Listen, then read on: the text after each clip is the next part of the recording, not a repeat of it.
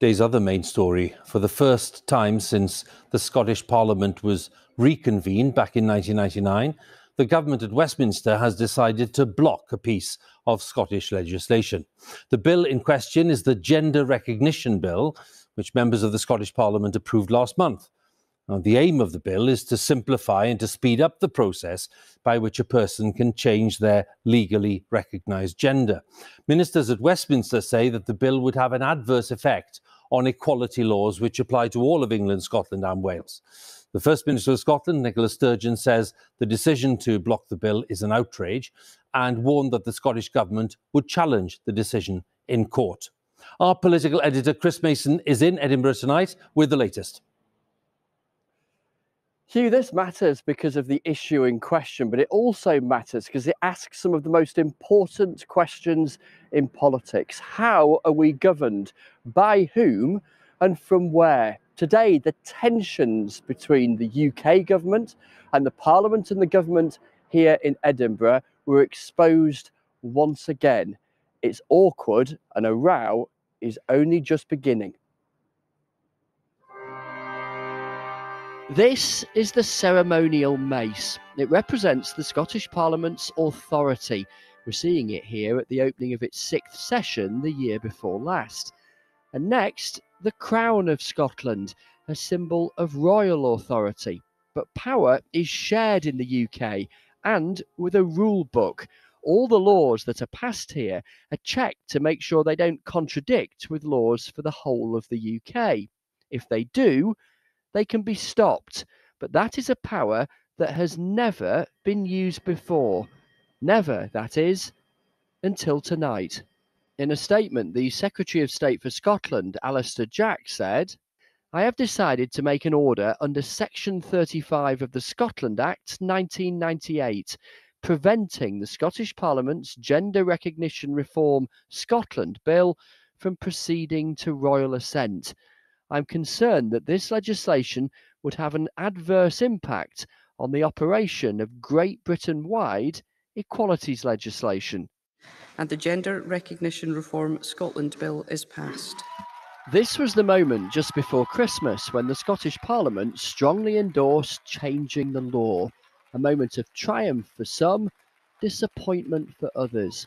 This was legislation long in the making, prompting celebrations, resignations, rows, rebellions. So what did it hope to achieve? It would have made the process of legally changing gender faster. Younger people would also have been able to apply, the age limit dropping from 18 to 16, and it would have been easier because the requirement for medical reports to back up an application would have been dropped.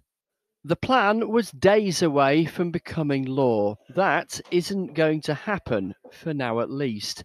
Speaking before tonight's announcement, the First Minister's view was clear.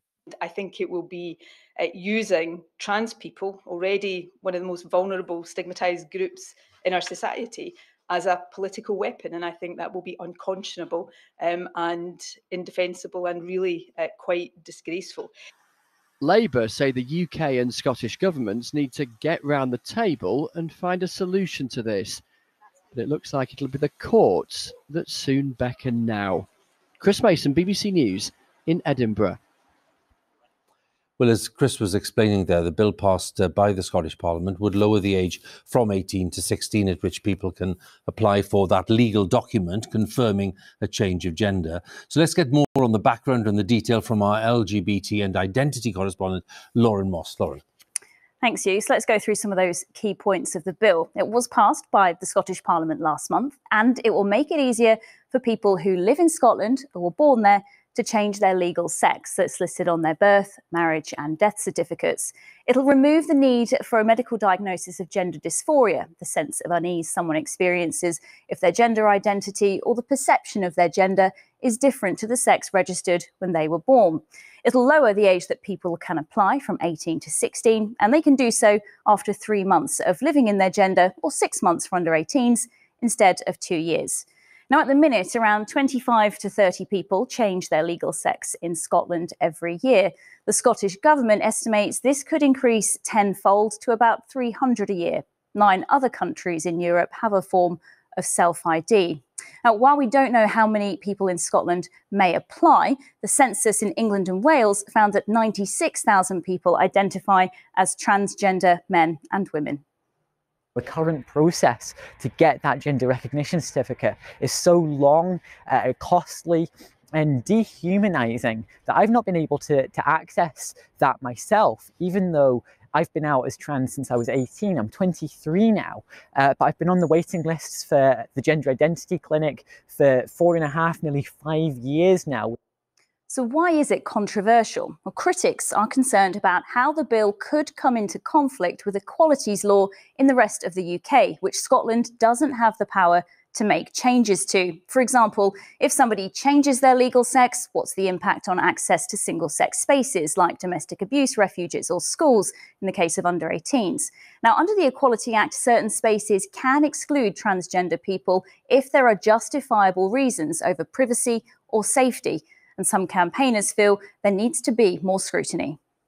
We've been hearing from women across the political spectrum, both sides of the independence question, who are absolutely relieved and pleased that this has happened. So I think there's a broad consensus of support from women that the UK government at least have taken our rights seriously.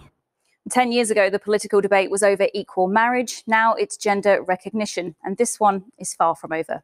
Thank you. Lauren, thanks very much once again. Lauren Moss there with the background to the bill that we are talking about. And we mentioned earlier that, of course, this has now produced a constitutional confrontation, if you like. So let's go back to Edinburgh. And our Scotland editor there is James Cook. James, what do you make of the situation that's now been created, and how do you see it developing? Well, it's certainly interesting, to say the least, Hugh. And last Thursday at dinner in Inverness, I'm told that Rishi Sunak was joking about stealing the chips that came with Nicola Sturgeon's steak. We were told that the Prime Minister was in the Highlands on a charm offensive. Well, just 4 days on, and things don't look so convivial between the pair.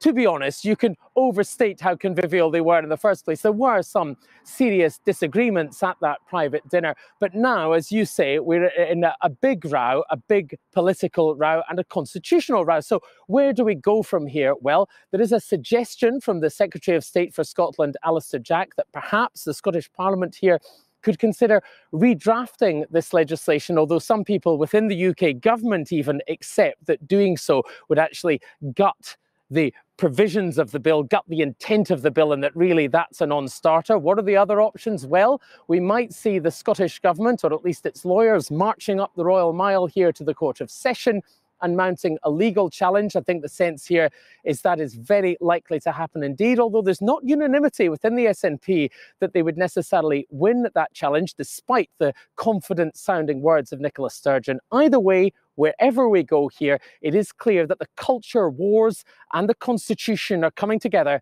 in a pretty explosive way. James, many thanks again. James Cook with analysis there at Holyrood, our Scotland editor.